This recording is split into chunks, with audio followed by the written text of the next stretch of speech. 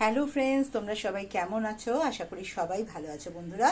আমিও ভালো আছি। এই দেখো, সকালবেলা বাজার থেকে এসে গেছে মাছ। এখানে আছে, এই দেখো বন্ধুরা, তেলাপিয়া মাছ আছে। তেলাপিয়া মাছটা তোমাদের আগেই বলেছি খুবই কম আসে, মাঝে মধ্যে আসে।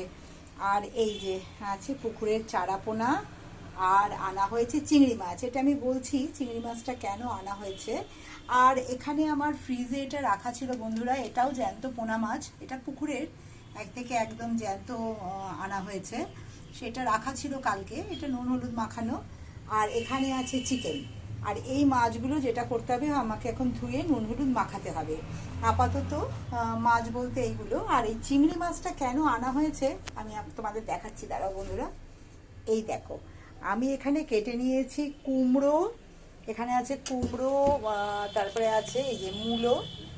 এই যে মূলো, কুমড়োটা তোমাদের দেখিয়েছিলাম আমাদের বাড়ির গাছের। এর মধ্যে আলু দেওয়া আছে।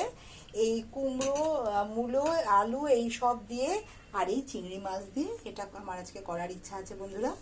আর এই মূলোটাতে একটু, এই যে মূলো শাক, তোমরা কে কে ভালোবাসো বন্ধুরা মূলো শাক ভাজা? আমি তো ভীষণ ভালোবাসি।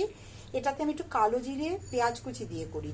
আর কিছু কিছু শাক আছে যেটাতে আমি একটু রসুন ফোড়ন দিই, খুব সুন্দর গন্ধ হয় শাকেতে রসুন ফোড়ন দিলে। তবে মূলো শাকটাই আমি দিই না, এর একটা নিজস্ব গন্ধ আছে মূলো শাকের, সে গন্ধটা নষ্ট হয়ে যায় মূলো শাকের গন্ধটা ওই রসুন দিলে। এটা শুধু আমি কালো জিরে, শুকনো লঙ্কা ফোড়ন, একটু কাঁচা লঙ্কাও দুটো দিই, আর পেঁয়াজ কুচি দিয়ে এই শাকটা আমি ভাজা করি।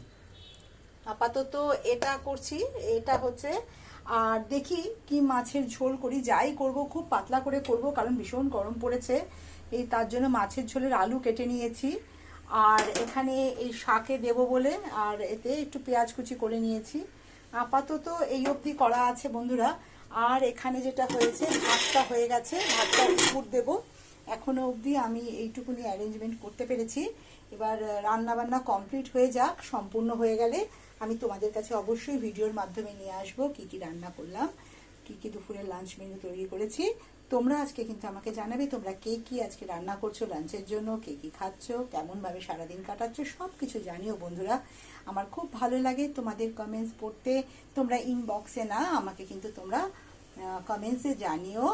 আমার ভিডিওর সাথে যে কমেন্টস থাকে সেখানে জানিও তোমরা, আমার খুব ভালো লাগবে। তোমরা সবাই ভালো থেকো, সুস্থ থেকো।